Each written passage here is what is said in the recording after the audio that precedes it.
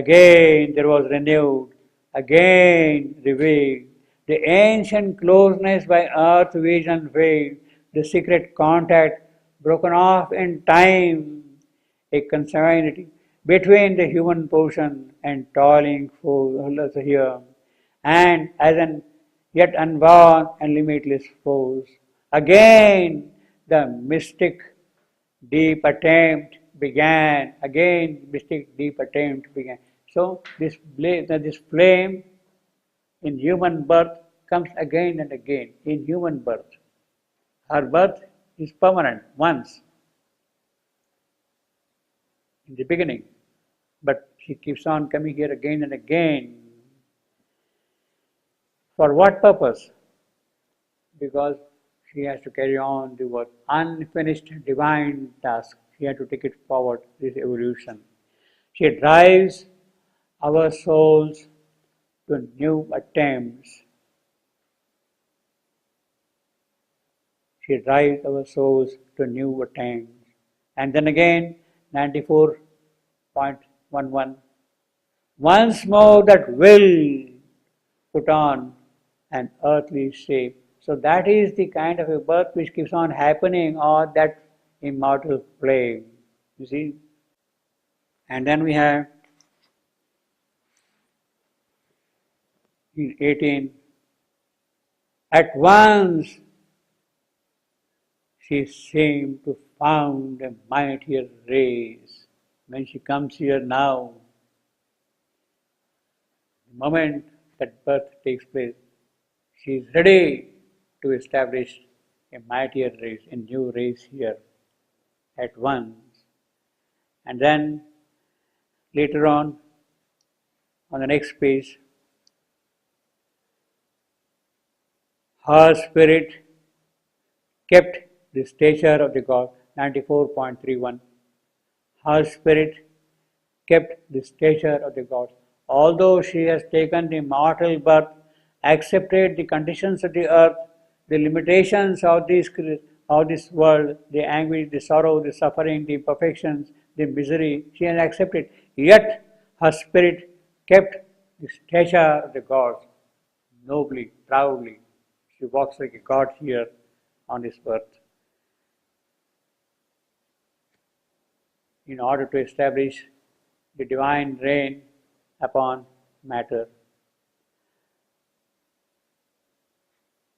She is always one with the greater nature. And then later on, 94.45, Savitri, young girl, her aspiration called high destiny down. That is the aspiration she already has as a young girl. As a young girl, she is calling down the high destiny here. Her aspiration called high destiny down. A silent warrior. She has come with the conqueror's sword, and she is carrying the sword with her here. And then many high gods dwelt in one beautiful home. That is Savitri. Savitri has already come, housing all those transcendental gods. 94.48.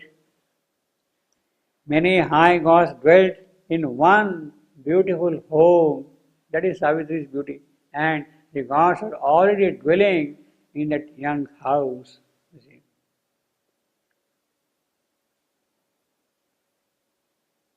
And then her body an image. Next sentence. Her body an image made of heaven's transparent light. She is not wearing our gross physical, the dull physical, the inert physical. The body which she is having is the body, an image made of heaven's transparent robe, as if you can see through the whole truth, the whole beauty that is there behind the body itself. The body itself is housing that. So such is the birth of the divine Savitri here amongst us. And then Savitri comes here, the next canto, the growth of the flame.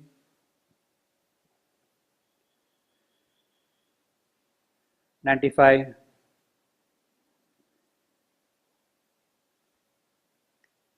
Where she is born? She is born in Madura. And what kind of place that thing is, that Madura, that is what we have in the beginning of this canto. Land filled with the mightiest works of God and man. It is in that place the birth of Savitri takes place.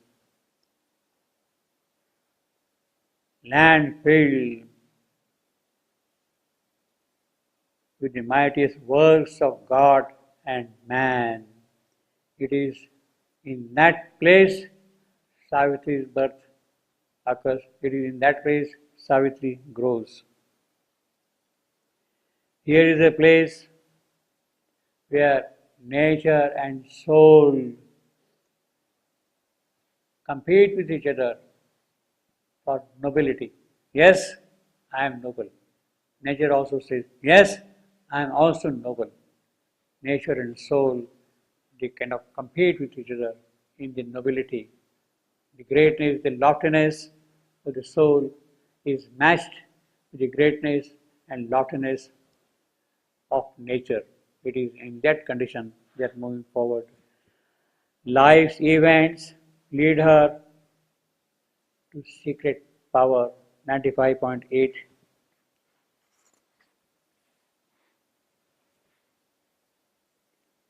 Savitri is going from places, is growing up rapidly, and life's events which she is going to encounter here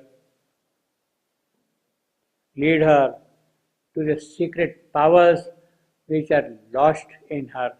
They have to come out. She has taken a human birth. All the powers are there already in her, but now they have to become overt. They have to come out. They have to function. They have to do the work here. They are there for nothing. They have to come out and do their work. So life's events lead her to secret powers, that these powers emerge and start functioning.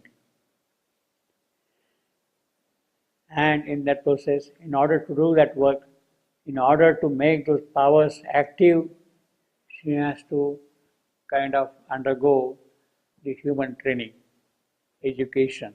She has to learn the sciences and arts and the craft of this world, the techniques, technology, mechanics, dynamics, everything of this creation here.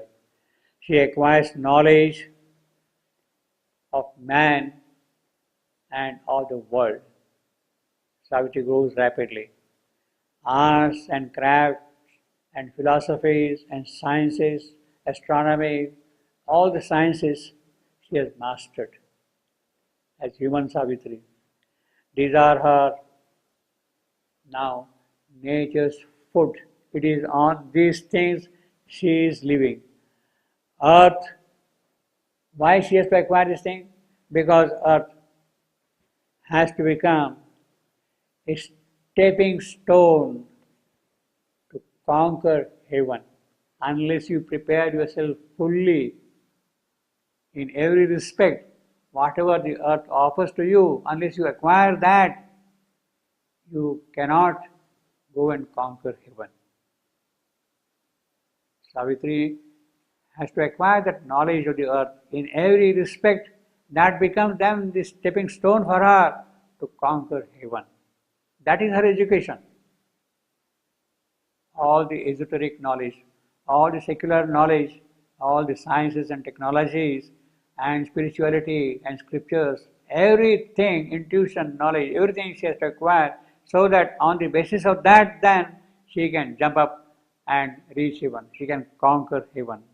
That is the necessity. In fact, that is the direction in which our education should move, as a hint, so to say. Of course, this is unique to Savitri, but that is the hint also. Please introduce this kind of system in your educational curricula. This is the basis. Acquire the knowledge of the earth to acquire the knowledge of the skies. With that kind of education, naturally, Savitri becomes exceptional girl, an exceptional girl. She has a unique kind of education here, and she therefore becomes exceptional. Exceptional to such an extent that she has no companions around her. She cannot really, so to say, mix with anybody around here because nobody is equal to her. They love her, they adore her, they try to approach her, but she is too divine, too far away from the common person. And Savitri sort of falls alone in her uniqueness, in her quality, you see. None could match her soul's measures.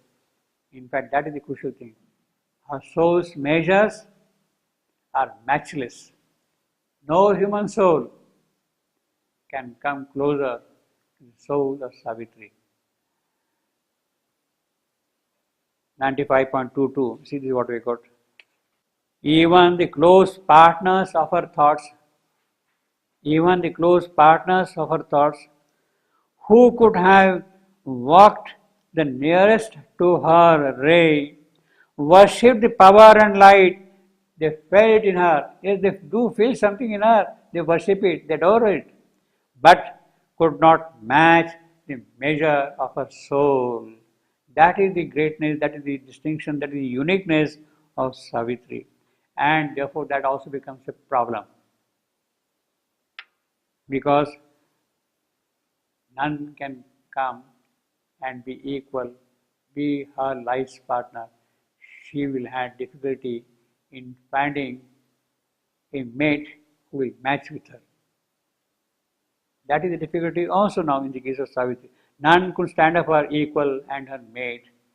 This is what we got, 96.1.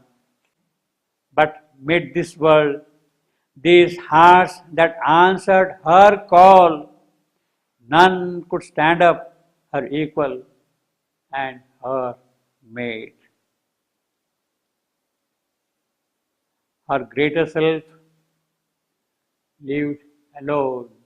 Savitri's greater self, soul, single, alone. Alone. Unclaimed.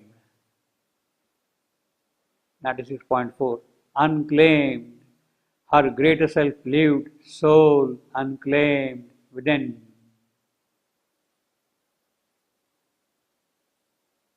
Too great was her demand. Yes, if you want to satisfy Savitri, you have to be really big, very big, very big to demand, to satisfy her demand. Too pure her force. Only one who is really pure in his soul, he alone can approach Savitri. With all the turbidity which is there in us, impossible to go closer to her. You see, impossible. Too great was the demand, too pure her force. 96.10. So what we have here now, Savitri living alone. She has no companion, true companion, real companion, without a link with the wide world. That is not a very happy situation. Savitri has come here to have contact with the world. But she is so unique, so different from the world that nobody comes to her. So that is a little paradoxical thing also, you see. She lived alone, without a link with the wide world. Unless that link is there, what can she do? She has to find the link. She has to discover the link with this world. She has to find her mate. Then only she can proceed further.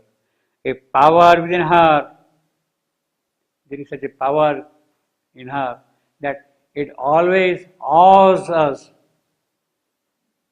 This imperfect flesh of ours is afraid of approaching that power of Savitri. Impossible to approach her, this imperfect flesh of ours. We cannot go closer to her at all. But Savitri has strength within her.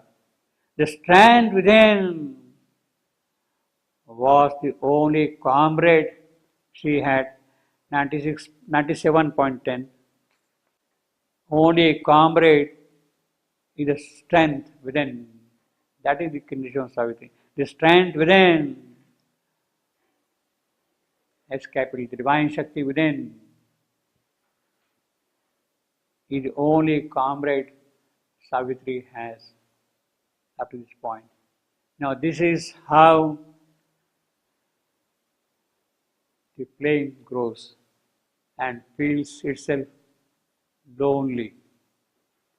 And because the flame has to interact with the world, a link has to be established with the world.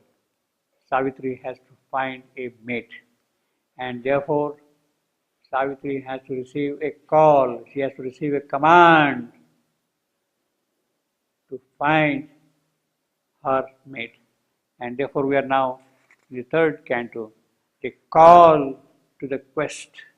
It comes there, you see. Now this call is something which is ancient. In fact, we have in this second sentence itself, 98.2, an ancient longing struck again new roots. That link is not there, but there is a longing, age-old longing, ancient longing is there. And that longing is now trying to come up, to spring up. Is striking the roots once more. No, it cannot be so. Things had to change. An ancient longing struck again new roots. Let me see again if it can happen then. And a mighty yearning raises its flame. 98.6. Again, the mighty yearning raised its flame. Once more, that yearning of the earth, the aspiration of the earth is there, and it raises its flame, it rises from here.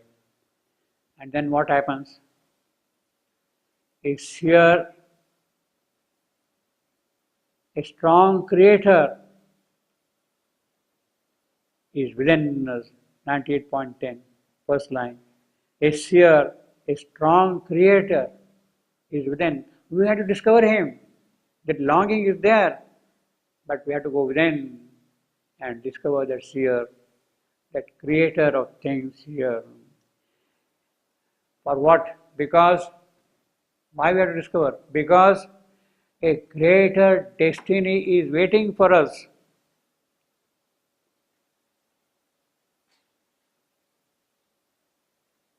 .11.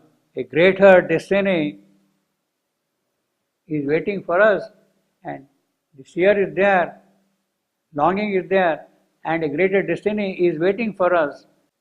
As a result of that, what happens? In fact, immortal powers sweep flaming past our doors. Our doors are there, and the immortal powers are passing through. 98.16. Heaven's flaming lights descend and back return. 24. 98.24. Heaven's flaming lights descend and back. They come and they go back. They come and they go back. How long? How long this will happen, you see? The gods are still too few within us. 26. The gods are too few within us. They have to take birth again in us. Things have to happen. Now this is the condition. It is this which Yogi Ashwapati hears in his trance. This is the voice speaking to Ashwapati, that the gods are too few within us. The gods are still too few in mortal forms. The voice withdrew into its hidden skies. The gods are too few. What is the answer? But then Ashwapati sees his daughter walking in front of him. The gods are too few, they have to be many. You things have to move on here. Ashwapati sees his daughter there. And suddenly he gets the answer. Yes, it is she who can bring down those gods here. It is she who has to bring down those gods here. And therefore, Ashwapati addresses to his daughter, look, this is the task you have to do. Savitri comes as an answer. In her mortal limbs, there is a deathless meaning. 98:34.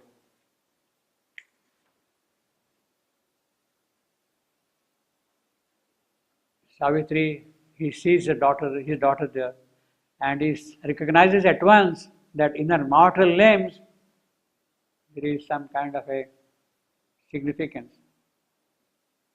Deathless meaning is there present in her. And then 37.